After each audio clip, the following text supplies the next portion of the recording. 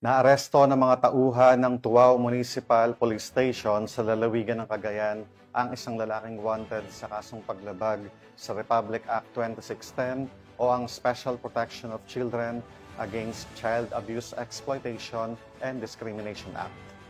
Ang pagkakadakip sa suspect ay bahagi ng pinaigting na kampanya ng PNP laban sa mga wanted person, lalo na ang mga sangkot sa krimen na may kinalaman sa karahasan at mga abuso sa mga kabataan.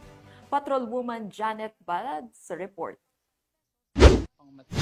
Naaresto ng mga tauhan ng PNP Tuaw ang isang lalaki na wanted sa kasong pang-aabusong sexual sa isang minor de edad matapos ipatupad ang warrant of arrest sa bayan ng Tuaw nito lamang ka-22 ng Agosto taong kasalukuyan.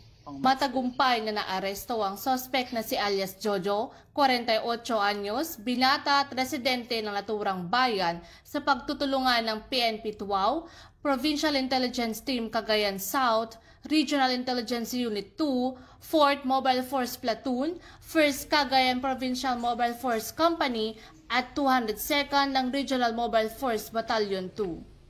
Siya ay nahaharap sa paglabag sa Republic Act 7610 o Special Protection of Children Against Abuse, Exploitation, and Discrimination Act. Kasalukuyang nasa kustodiya ng PNP Tuaw ang suspect matapos maisailalim sa dokumentasyon bago iharap sa korte na may jurisdiksyon sa kanyang kaso. Mula dito sa Lambak ng Cagayan, ako ang iyong PNN correspondent, Patrolwoman Janet Balad, alagad ng batas, tagataguyod ng Balitang Pulis.